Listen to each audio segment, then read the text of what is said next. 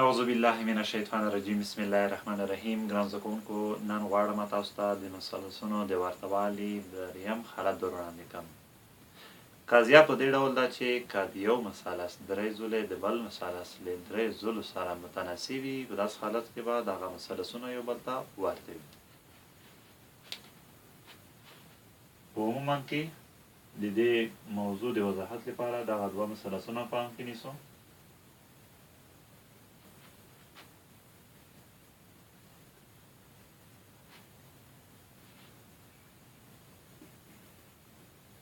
ABC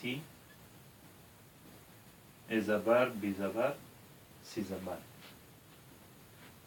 په دغه دوه مثلثونو کې که د درې واړو ځلو نسبتونه سره مساوي شي، نو ویلی شو چې مثلثونه سره ورته دي. لکه په دې ډول AB پر A زبر B زبر دغه مساوي شي BC پر B زبر C زبر، او دغه مساوي شي AC پر A زبر C زبر نسبت سره. نو په دا حالت کې موږ ویلی شو چې د ABC مثلث ورته دی د A زبر B زبر C زبر مثلث سره. د دې موضوع د وضاحت لپاره دغسې یو مثال تاسو ته ښیم.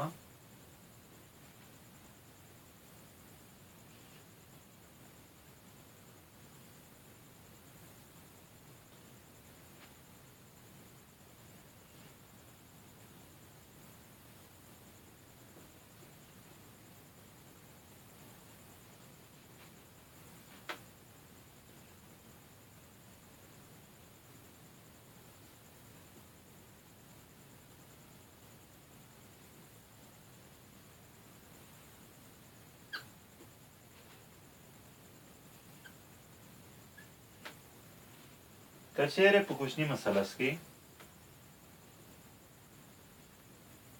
A زبر B زبر زبر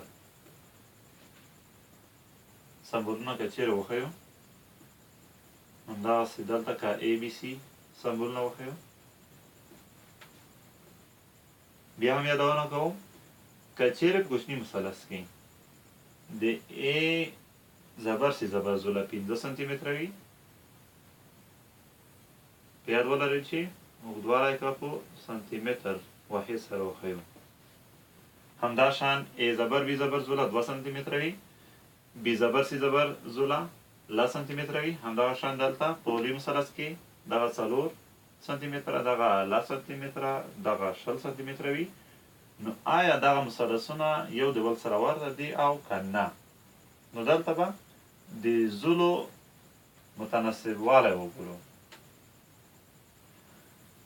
A زبر C زبر A زبر C زبر بر AC باید مساوي شي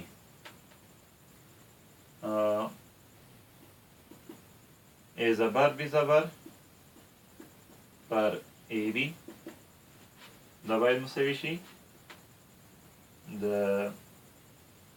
B زبر C زبر پر BC د نسبت سره.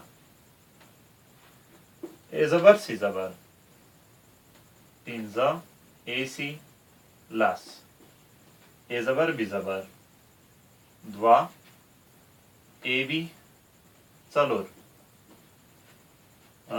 B زبر C زبر لس BC شل. که چیرې اختصار وشي، یو وارې 15 2 وارې 15 یو وارې 2 2 وارې 2 یو وارې لس 2 وارې لس. لیدل کېږي چې په دریو نسبتونو کې یو عدد لاسته راغی، یعنی یو پر دوه، یو پر دوه مساوي یو پر دوه مساوي یو پر دوه. موږ ویلی دي چې د نسبتونو مساویتوب ته تناسب وایي. دا چې نسبتونه سره مساوي شول په دې معنا چې زولې یو د بل سره تناسب جوړونکي دي. دا چې زولې تناسب جوړونکي دي نو ویلی شو چې د ای بی سی مثلث ورته دی د ای زبر بی زبر سی زبر مثلث سره. ها ګران زده کوونکو درس بیا هم دلته بس وي. په راتلونکي درس کې به انشاءالله د دې څپرکي لنډیز تاسو وړاندې کومه. بیا چې د هغې نوي درس حاضرېږم د الله په امان.